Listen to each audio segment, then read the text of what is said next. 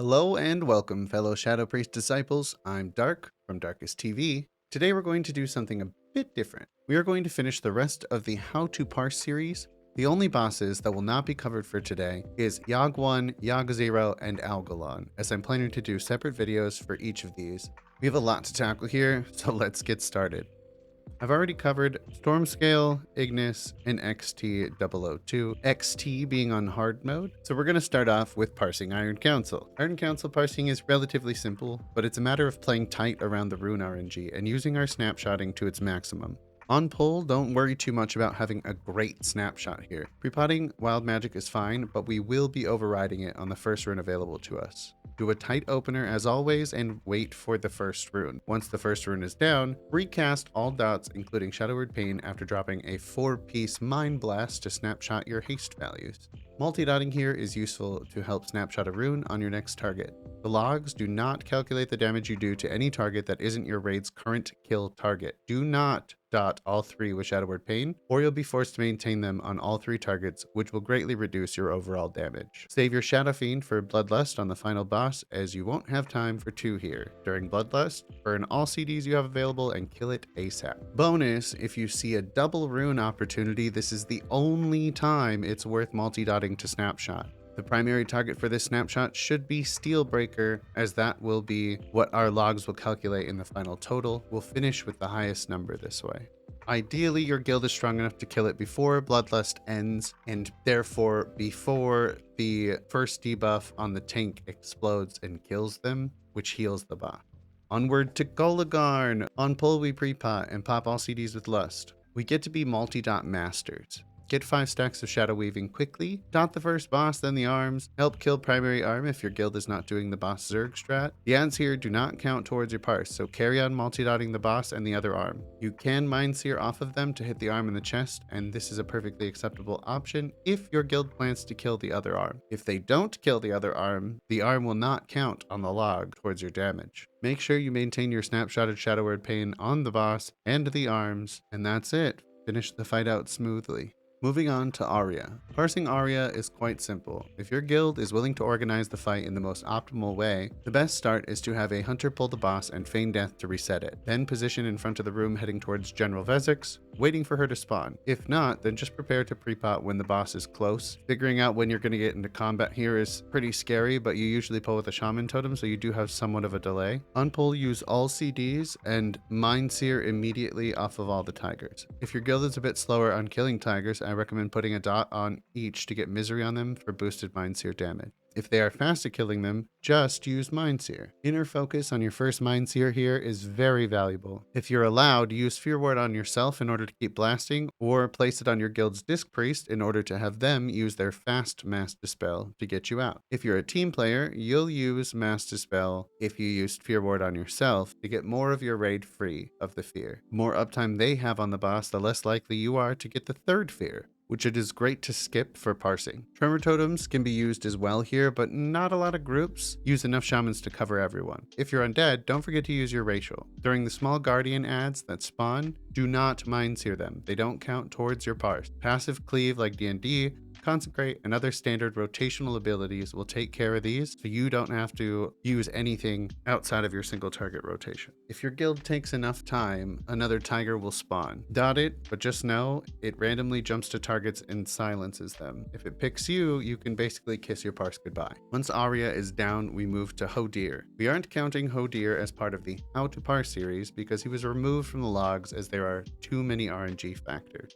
However, if you want to put up the best numbers on details for this fight and to make hard mode die quicker, follow a few core principles. First, use a crit set. Get as much crit as you can without falling below our hit cap or losing too much spell power. You'll see why this works in just a moment. There are 3 buffs that are important to this fight. Singed, which increases magic damage taken on the boss by 2%, stacking up to 30 times. Most guilds will last at around 25 stacks to get the most efficient use out of this buff. The Starlight Beam, which provides us with a massive haste boost. With this, you want to stand on the edges of the beam in order to bait the icicles that fall from the ceiling so that you could just switch to the other side of it. And Storm Cloud, which increases spell critical effect damage by 135%. As you can imagine, having great uptime on all three of these buffs is absolutely crucial to a fast kill of this boss to ensure that you get the sweet hard mode loot. Moving on to Thorim. Thorim is a hard one to parse for a couple of reasons. One, there are a lot of mechanics on this fight that cause you to move, but only if the RNG gods require it. For non-hard mode, this is less difficult, but even still, it can require a lot of movement. In order to avoid the blizzard mechanic in hard mode, step into the light space near the middle of the room. As per the lightning, we can't control where that goes. Just avoid it as tightly as possible and pay keen attention to the amount of room it covers. If your healers are on the ball, you can also stand on the lightning here to increase your DPS, but if you get hit with a frostbolt volley and lightning simultaneously, you will likely get one shot unless your disc priest is very kind to you. This all will allow your movements to be tighter, which means more uptime on the boss. Nothing apart from the boss counts in this fight, so often it is best to be down on the main floor here to make sure you have all of your stacks to shadow weaving up for when the boss hops down. Once Thorim is down, we move on to Freya. Freya is a massive ad fight. Those ads are our key to parsing, and boss damage during these ad phases is completely irrelevant. Focus on using CDs to down these ads ASAP. For the Guardian ads, be sure to get a mushroom while trying to stay in range of Shaman Totem. You have increased damage here, and it can be used for the next ad wave as well. For the trio of lashers, multi-dotting and mind searing off the boss, if they are stacked, is optimal for our damage here. If they are too spread out, just do your best to maintain dots and focus on the highest health lasher to help kill them evenly. For the small flowers, your whole guild stacks here. Use your first mind seer on these off of the boss with inner focus. A helpful tip here is to use the glyph mind seer. You can use this in place of your glyph of mind flay, or my preference in place of your glyph of dispersion, as you won't really need this to maintain your mana in the fight. On the second guardian, use the mushroom and your wild magic potion to snapshot a shadow word pain on Freya for the finale. Generally, your group will save lust for the last phase, unless you are struggling with the second round of ads. Finish the boss with a tight rotation and Shadow Fiend if you didn't use it sooner, and as little movement as is possible to be safe from the exploding seeds. That's Freya. Now for Mimiron. Hard mode Mimiron can be a bit messy. The room gets split very easy and movement really harms your damage. The best thing you can do is survive. So survive. A standard opener without Shadow Fiend is what we use on the first phase. Just keep a tight rotation and stay with the boss as much as you can while not stacking too close to your ally. During second phase, your job is just to zerg the boss and stay alive, which we do very well here with our great self-healing.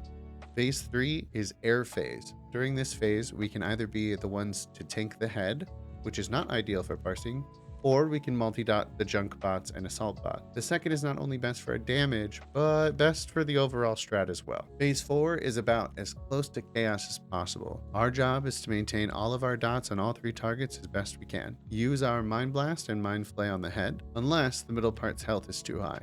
Mind Flay each part to maintain your Shadow Word Pain on them. Remember to stay alive. Enjoy your sweet loot and your new parse. General vez'ax. What an interesting fight this is in so many ways. First, this fight gives us a ton of passive haste as long as we stand in the pools, which means we get to reuse our crit set from Hodir we talked about earlier. Second, it's a mana intensive fight as you don't regen mana in normal ways.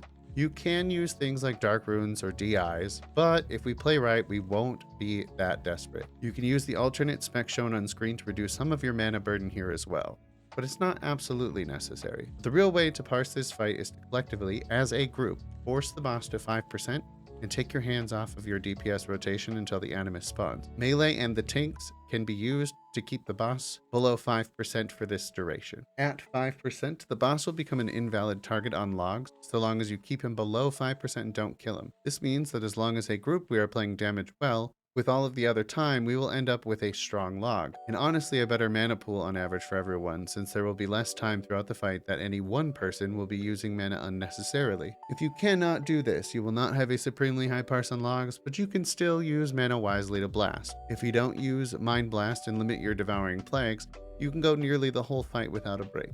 Alright, that's vez'ax. Hopefully your group agreed to try the 5% strat and you get a new shiny parse. As I mentioned before, for Yogg1 Yogg0 and N0 Light as well as Algalon, I will be doing separate videos following this one. If you subscribe to this channel, you will also see uploads of my best parses on each of these bosses so that you can compare and contrast your fight experiences and see where improvements can be made for the both of us.